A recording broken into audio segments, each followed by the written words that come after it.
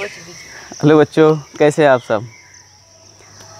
आज अध्याय 1 में रासायनिक अपक्रिया एवं समीकरण का भाग 3 है, जिसमें हम पढ़ेंगे विस्थापन या प्रतिस्थापन अपक्रियाओं के बारे में। विस्थापन अपक्रिया या प्रतिस्थापन अपक्रिया किसे कहते हैं। बट को समझने से पहले ध्यान देना होगा, आपको संयोजन अपक्रिया पढ़ना होगा, साथ ही साथ पार्ट 1 भी पढ़ना होगा। लेकिन इसी के साथ साथ आपको ये रिएक्शन समझ में कब आएगा, जब आप क्लास 10th की बेसिक केमिस्ट्री पढ़ के आएंगे। याद रखिएगा, आप बिन बैलेंसी के आपको एक भी जो समीकरण होंगे, जो रिएक्शन बनेंगे, समझ में एक भी नहीं आएगा। इस बात को आप ध्यान रखिएगा। अगर आपको केमिस्ट्री समझना है, अच्छे से समझना है, तो आप बेस ज़रूर पढ़िएगा केमिस्ट्री का। चलिए आइए देखते हैं। हम बात करते हैं विस्थापन अपक्रिया किसे कहते हैं। विस्थापन अपक्रिया के बारे में समझने से पहले हम आपको कुछ एग्जाम्पल के द्वारा आपको समझाने का प्रयास करेंगे। जैसे मान लीजिए, सपोज दैट 2 व्यक्ति हैं, एक ही बहुत ताकत में प्रबल है, जबकि एक ताकत में दुर्बल है। दुर्बल मतलब कमज़ोर है। आप जानते हैं, हमेशा बड़े आदमी छोटे आदमी को ही परेशान करते हैं, दबाने का प्रयास करते हैं। जैसे अगर एक बाग में चले जाइए, पौधे ढेर सारे आपको दिखाई देंगे, पेड़ बहुत दिखाई देंगे, छोटे छोटे पौधे भी दिखाई देंगे। लेकिन ध्यान दीजिएगा, जो पेड़ बहुत लंबे हो जाते हैं, लेकिन उसके नीचे जो छोटे रहते हैं तो छोटे ही रह जाते हैं। क्योंकि जो बड़े हो जाते हैं ना, तो जितना फोटोसिंथेसिस की क्रिया होगी, प्रकाश संश्लेषण होगा, अधिक मात्रा में प्रकाश संश्लेषण होगा, प्रकाश की किरणें अधिक कहाँ पड़ेंगी, बड़े पौधों पर पड़ेंगी। जब बड़े पौधों पर अधिक पड़ेगी तो उस कंडीशन पे भोजन अपना अधिक बनाएंगे। जब भोजन अधिक बनाएंगे, जब प्रकाश की किरणें नीचे आएंगी तो कम आएंगी। जब कम आएंगी तो वो बेचारे अपना भोजन कम बना पाएंगे, इसलिए वो दबे रहते हैं, बढ़ने नहीं देते हैं। इसलिए मेरे कहने का तात्पर्य ये हुआ कि जब कोई दुर्बल आदमी होता है और कोई प्रबल आदमी होता है, तो दुर्बल को क्या करता है, वे हट जा यहाँ से, मुझे ही रहना है, मेरे आगे कुछ चलेगी नहीं तेरी। ठीक इसी की तरह इसमें हम बात करते हैं विस्थापन या प्रतिस्थापन अपक्रियाओं के विषय में। इसमें भी बहुत ताकतवर धातु हैं। वो भी कहते हैं जब तक हम रहेंगे तुम्हें रहने नहीं देंगे। तो आइए हम सबसे पहले इसकी डिफिनीशन के विषय में बात करते हैं, तब क्रियाशीलता के क्रम को हम देखते हैं। देखेंगे, ऐसी रासायनिक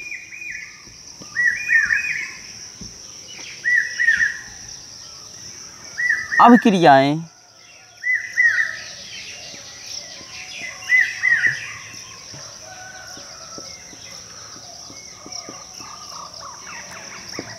जिसमें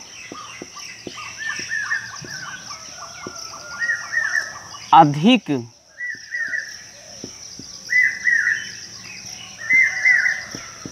क्रियाशील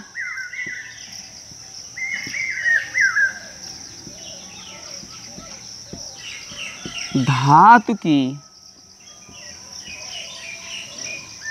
क्रिया कम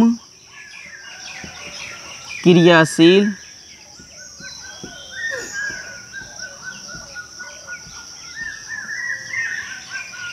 धातु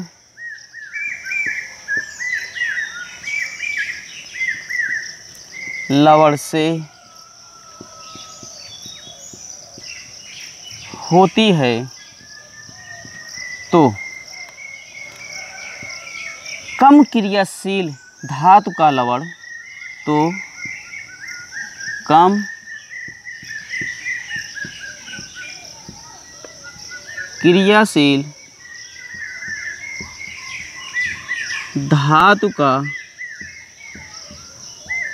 लवण या कम क्रियाशील धातु लवण, ज़्यादा बेटर पड़ेगा धातु लवण। कम क्रियाशील धातु लवण अधिक क्रियाशील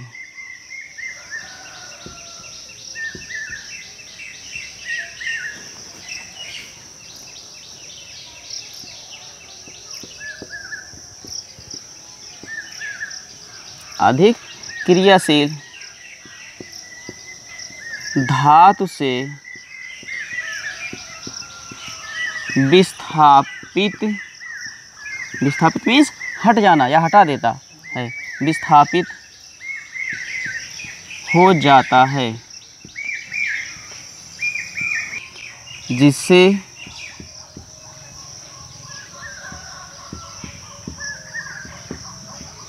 विस्थापन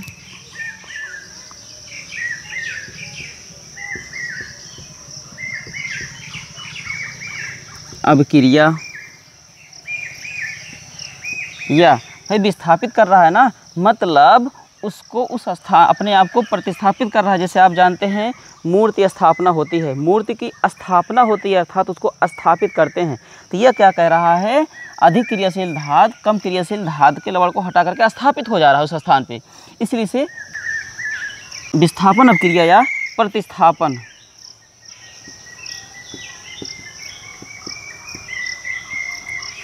प्रतिस्थापन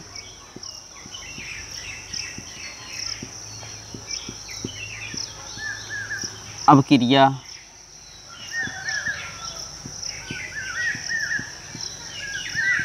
कहते हैं।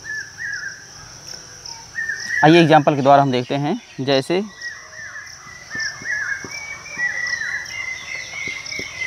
एग्जाम्पल को देखने से पहले कुछ आप ध्यान रखिएगा, धातुओं की क्रियाशीलता का क्रम लिख लीजिएगा आप, जिससे आपको पढ़ने में समझने में असुविधा ना हो। लिखिएगा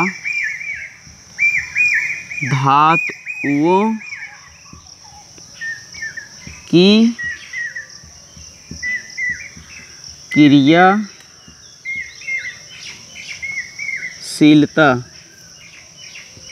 का क्रम।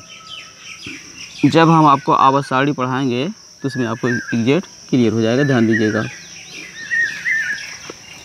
अब देखेंगे यहाँ आप धातु क्रियाशीलता के क्रम में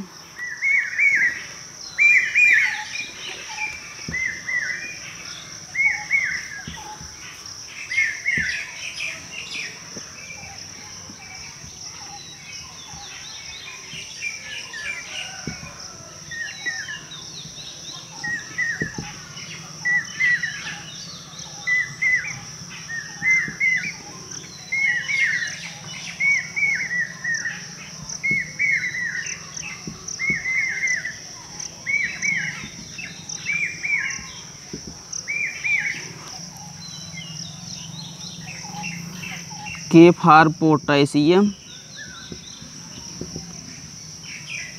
N for sodium, C for calcium, M for magnesium, L for aluminium, zinc Z for zinc, F E for iron, iron ferrum सबसे बना है, ध्यान दीजिएगा, इसे आयरन पढ़ते हैं। ये क्या है आपका लेड, पंबलम सबसे बना है मीन सीसा, ये लेड। ये क्या होगा आपका हाइड्रोजन, और साथ ही साथ आपका ये है कॉपर, ये आपका क्या है मरकरी, ये आपका क्या है सिल्वर, अर्जेंटम सबसे बना है सिल्वर हो गया। ये आपका हो गया आरम, आरम हो गया गोल्ड, गोल्ड मीन्स सोना जिसके आप गहने बनवाते हैं। सिल्वर भी क्या हो चांदी है, ठीक है। ये धातुओं की क्रियाशीलता का क्रम है, ऐसे इधर बढ़ते चले जाएंगे। सबसे अधिक क्रियाशील कौन होगा, ये होगा, और सबसे कम क्रियाशील कौन होगा, ये होगा। इसका मतलब ये होगा सोना, आप इसे छोड़ दीजिए कहीं पे पड़े रहने दीजिए, वो क्या होता है वैसे एकदम पड़ा रहता है, होता है क्रियाशील बट कम होता है। लेकिन उसकी अपेक्षा आप देखिए चांदी, चांदी के जो गहने बनाए जाते हैं अगर उन्हें खुला छोड़ दिया जाता है हल्का उस पर क्या होता है कालापन आ जाता है। लेकिन इसके ऊपर जैसे पढ़ेंगे अधिक क्रियाशील होंगे जबकि ये कम क्रियाशील होते हैं। आइए अब देखते हैं हम एग्जाम्पल के द्वारा। देखिए जब कॉपर सल्फेट CuSO4 जब कॉपर सल्फेट के विलयन में जिंक को प्रवाहित किया जाता है, जिंक डाला जाता है, धातु है जिंक, ध्यान दीजिएगा, या ऐसे कर लीजिएगा, जब कॉपर सल्फेट की क्रिया जिंक धातु से होती है हमें जिंक सल्फेट प्राप्त होता है प्लस कॉपर। अब कहेंगे सर जी मुझे समझ में नहीं आया, कैसे आपने बता दिया। ध्यान दीजिएगा भैया, जब हम आपको बैलेंसी बता रहे थे तो हमने कहा था कॉपर की बैलेंसी +2 होती है, +1 होती है। अब ये भी टूटेंगे इस कंडीशन पे ये -2, और जबकि Zn क्या होता है +2 होता है। इस कंडीशन पे अब आप देखिए, जब जिंक किससे क्रिया करेगा, आके सल्फेट से क्रिया करेगा, ना कि धातु से क्रिया करेगा। इसका मतलब ये आकर के इससे क्रिया करेगा, बनाएगा जिंक सल्फेट। इसका मतलब ये +2 -2 न्यूट्रल हो जाएंगे, तो हमें क्या प्राप्त होगा, जिंक सल्फेट।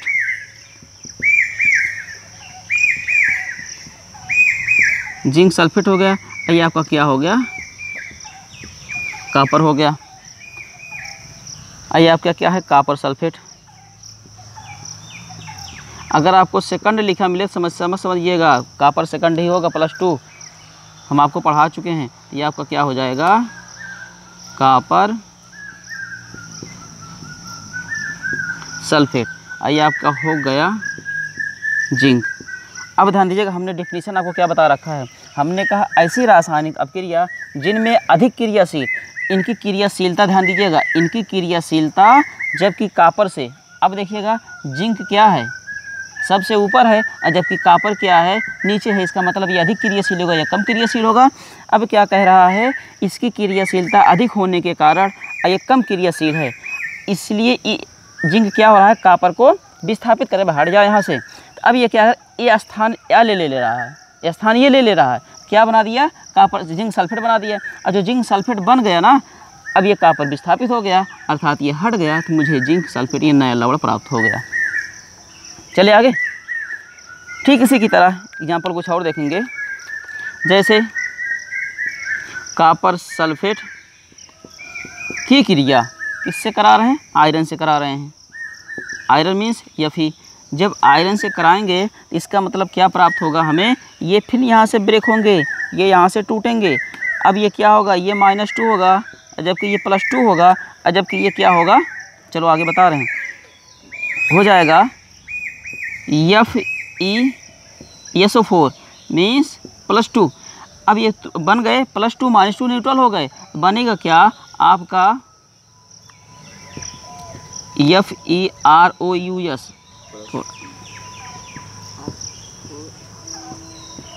फेरस सल्फेट प्राप्त होगा। अब ये क्या होगा, कॉपर फिर बेचारा हट गया किसी के द्वारा, ये सबका समय होता है। अब ये होगा फेरस सल्फेट प्राप्त होगा या आपको कॉपर प्राप्त होगा। अब ध्यान दीजिएगा, NCERT बुक के अकॉर्डिंग क्या कह रहा है, कॉपर जो होता है ब्लू कलर होता है, और जबकि जो आयरन होता है ये आपका ग्रीन कलर होता है। ये ब्लू कलर होगा, ये ग्रीन कलर होगा। लोहे की कील को कॉपर सल्फेट के विलयन में डालते हैं, कॉपर सल्फेट का विलयन ब्लू कलर होता है। क्यों होता है, जो कॉपर होता है ब्लू होता है, तो इसलिए उसका विलयन नीला हो जाता है। परंतु जो आयरन होता है लोहे के मीन्स ये ग्रीन कलर होता है, हरे रंग का होता है।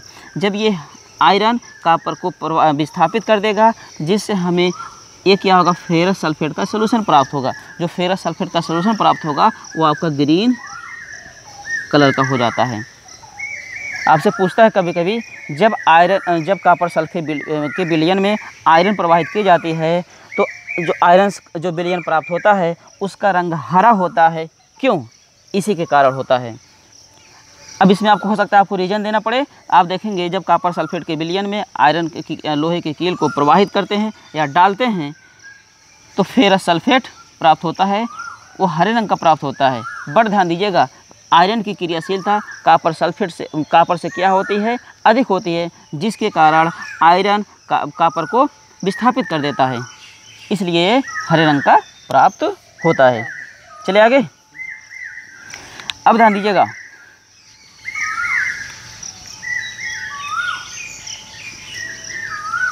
ये दो रिएक्शन और देख लेंगे इसमें। फिर जब कॉपर सल्फेट की क्रिया लेड से होगी, लेड मतलब पीबी सीसा, लेड से होगी, ये क्या होंगे, -2 +2 ये क्या होंगे +2 में ये क्या इसी में टूट जाएंगे। आपको बताए हैं आयनन। अब आयनन कब समझ में आएगा, जब आप बैलेंसी पढ़ के आएंगे। बैलेंसी कब समझ में आएगा, जब आप केटायन एनायन पढ़ के आएंगे। और जब केटायन एनायन समझ में कब आएगा, जब आप धातु के साथ साथ ही आप अणु परमाणु तत्व पढ़ के आएंगे, तभी समझ में आएगा। अब चलिए, अब ये लेड क्या हो रहा है, किससे क्रिया करेगा, इससे करेगा। बनेगा क्या आपका लेड सल्फेट। भैया +2 -2 न्यूट्रल हो गए। अब हमें क्या प्राप्त हुआ, Cu। अब इसका नाम देखेंगे, कॉपर सल्फेट हो गया, ये आपका लेड हो गया, ये आपका क्या होगा,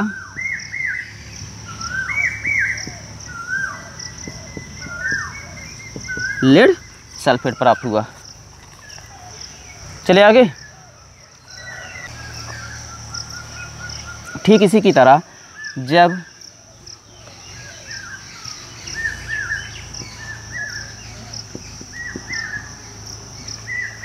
इसकी क्रिया इससे होगी, इसका मतलब ये +2 माइनस ये क्या होंगे +2, क्या बनेगा, Pb है, धन आयन किसके पास जाएगा, ऋणायन के पास जाएगा, ना कि यार धनायन के पास जाएगा। बनेगा PbCl2। क्या होगा, लेड, क्या होगा जी, लेड क्लोराइड हो गया। और साथ ही साथ आपका क्या प्राप्त हुआ, कॉपर। ठीक, अब अगला देख लें। इसी तरह जब सिल्वर नाइट्रेट की क्रिया कॉपर से होती है तो बनता है CuNO3 का होल ट्वाइस प्लस Ag। इसका मतलब ये हुआ, ये सिल्वर क्या है,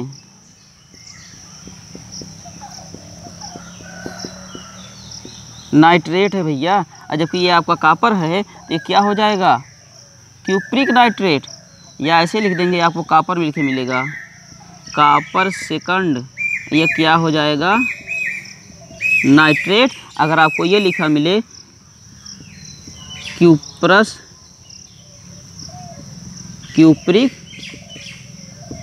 नाइट्रेट, कन्फ्यूजन में मत होइएगा, दोनों एक ही हैं, मीन्स सेकंड बैलेंसी। अब क्या हो गया, आपका सिल्वर हो गया ना। अब ध्यान दीजिएगा, बैलेंसी करना होगा, इस समीकरण को बैलेंस करना पड़ेगा। सिल्वर मेरे पास कितने हैं, इधर अभिकारक कितने हैं, Ag कितने हैं, 1 है, तो Ag इधर 1 है, NO3 कितने हैं, इधर 1 है, जबकि इधर 2 हैं। अब क्या होंगे, इधर हमसे क्या होंगे, मल्टीप्लाई करना होगा। अब ये होगा 2Ag होगा, जिसका मतलब 2Ag हो गया। अब 2NO3 C1 हो गए, अर्थात मेरे रिएक्शन क्या हो गया, अब इक्वेशन समीकरण क्या होगा, बैलेंस हो गया। आया समझ में। चलिए आगे। अब इसके बाद हम क्या देखेंगे, अभी तक तो आप क्या पढ़ रहे थे, विस्थापन या प्रतिस्थापन अपक्रियाएं। अब इसी के साथ साथ इसी में पढ़ेंगे द्विविस्थापन अपक्रियाएं। चलते हैं आगे।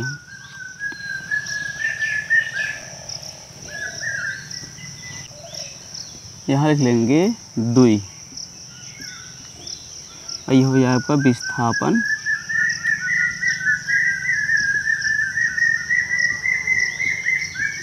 अपक्रिया, डबल डिस्प्लेसमेंट रिएक्शन। अब इसकी हम बात करते हैं, जब किन्हीं दो अभिकारकों के बीच ही आयनों का क्या होता है, आदान प्रदान होता है, उसे हम द्विविस्थापन अपक्रिया कहते हैं। जैसे आप देखते हैं, डेफिनेशन पहले देखें तब बताते हैं। वे रासायनिक अपक्रियाएं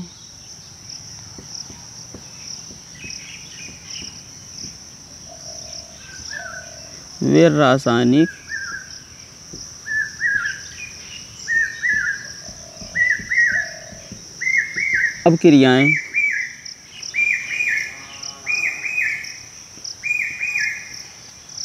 जिनमें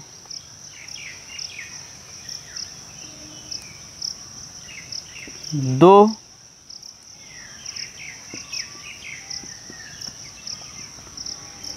अभिकारकों के बीच ही आयनों का आदान प्रदान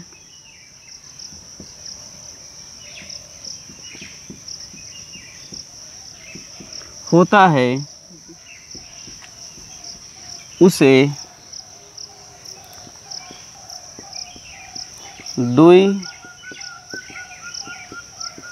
द्विविस्थापन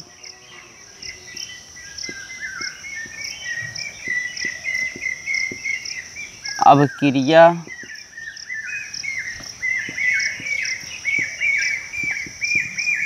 कहते हैं। ठीक, हमने क्या कहा, वे रासायनिक अपक्रियाएं जिनमें दो अभिकारकों के बीच ही आयनों का आदान प्रदान होता है। आयन का आदान प्रदान तो होगा, लेकिन कब, किन के बीच होगा, दो अभिकारक के बीच। इसका मतलब प्रोडक्ट के बीच नहीं होगा, रिएक्शन के पहले ही अभिकारक के बीच होगा। जैसे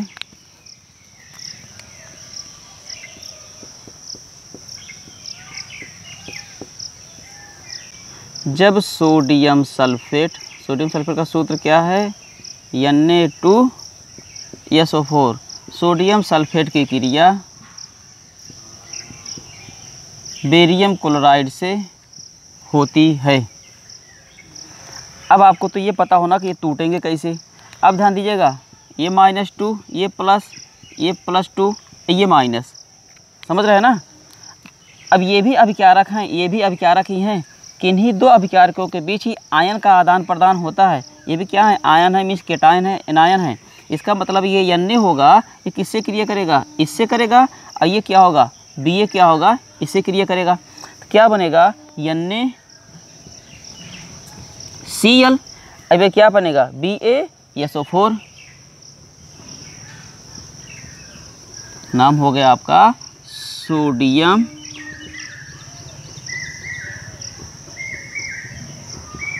CHLORID। ये क्या होगा, बेरियम सल्फेट। ठीक है ना। अब ये +2 ये -2 न्यूट्रल हो जाएंगे तो बेरियम सल्फेट बनेगा। और जबकि ये +1 है, ये +1 है, ये -1 है, दोनों क्या होंगे, न्यूट्रल हो जाएंगे। बट अभी आपका जो इक्वेशन है, समीकरण बैलेंस नहीं हुआ है। अभिकारक जितने हैं उतने उत्पाद होने चाहिए। अब Na कितने हैं हमारे पास, 2 हैं, जबकि इधर 1 हैं। और Cl कितने हैं, 2 हैं। इसका मतलब अगर 2 से मल्टीप्लाई कर देंगे, गुणा कर देंगे, 2 1 2 2 1 2 हो जाएगा, Na2Cl2 हो गया। अब देखिएगा, Ba मेरे पास कितने हैं, 1 है, इधर भी 1 है। SO4 कितने हैं, इधर इधर भी 1 है। अब आगे बात करते हैं हम अगला रिएक्शन, उदाहरण जैसे लेड नाइट्रेट PbNO3 की क्रिया पोटेशियम आयोडाइड से कराते हैं। जब लेड नाइट्रेट की क्रिया पोटेशियम आयोडाइड से होती है, अब ये क्या होगा, ये -1 भैया, ये +1, या +1 माइनस लिखेंगे, प्लस लिखेंगे तब भी ये ठीक होगा। हम समझाने के लिए आपको 1 कर दे रहे हैं। अब ये क्या होगा, NO3 ये -1 होगा, अब Pb क्या होगा, +2 होगा, सॉरी। इस कंडीशन पे जो I होगा ना, किसके पास जाएगा, माइनस के पास आएगा, नहीं यार, जाएगा प्लस के पास जाएगा। और जो प्लस होगा ये माइनस के पास जाएगा। इसका मतलब कहने का तात्पर्य ये हुआ, एनायन केटायन से होगा और इसका केटायन एनायन से होगा। चले आगे, ये हो गया Pb I2 हो जाएगा, प्लस अभी क्या होगा, पोटेशियम, अरे क्या हो जाएगा, NO3, पोटेशियम नाइट्रेट हो गया और लेड आयोडाइड होगा। तो पहले इसको लिखेंगे, ये आपका है लेड नाइट्रेट पोटेशियम आयोडाइड। ये क्या होगा, लेड आयोडाइड, ये आपका हो गया पोटेशियम नाइट्रेट। आपको नाम लिखने में, सूत्र बनाने में प्रॉब्लम क्रिएट हो रही होगी, इसलिए आप पीछे बेस पढ़ के आइए। चले आगे, अब अगला रिएक्शन देखते हैं एग्जाम्पल।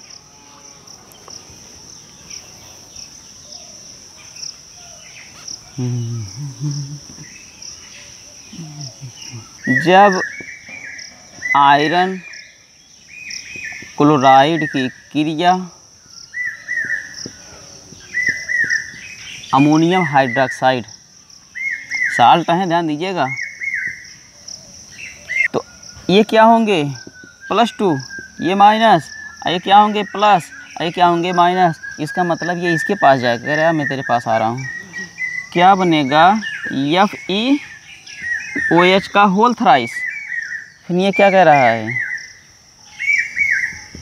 NH4Cl2 है ना, NH4Cl2 हो गया। सॉरी ये FeCl3 है भाई, +3 फेरिक क्लोराइड है, means ferric hydroxide ammonium chloride बन गया NH4Cl। अब ध्यान दीजिए NH4Cl तो बन गया, अब बैलेंस कर देंगे। Fe कितने हैं, 1 हैं, तो Fe 1 हो गए। Cl कितने हैं मेरे पास, 3 हैं, तो यहाँ हम सिर्फ 3 कर देंगे तो 3 हो जाएगा। अब NH4 कितने हैं मेरे पास, 3 हैं, आपको यहाँ कर देंगे 3, आपका ये हो जाएगा। अब आप नाम लिख दीजिए, नाम लिख देंगे तो हो जाएगा फेरिक क्लोराइड, ये हो जाएगा अमोनियम हाइड्रोक्साइड, ये हो जाएगा फेरिक हाइड्रोक्साइड, ये हो जाएगा अमोनियम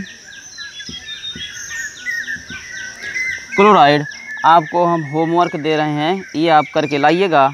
आपका होमवर्क क्या है, AlCl3 की क्रिया जब NH4OH अमोनियम हाइड्रोक्साइड से होती है तो क्या प्राप्त होता है। साथ ही साथ जब मैंगनीज क्लोराइड की क्रिया अमोनियम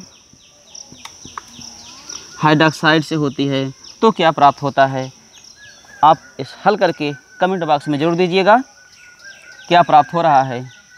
बस आज इतना ही। वीडियो कैसा लगा कमेंट बॉक्स में ज़रूर बताइएगा।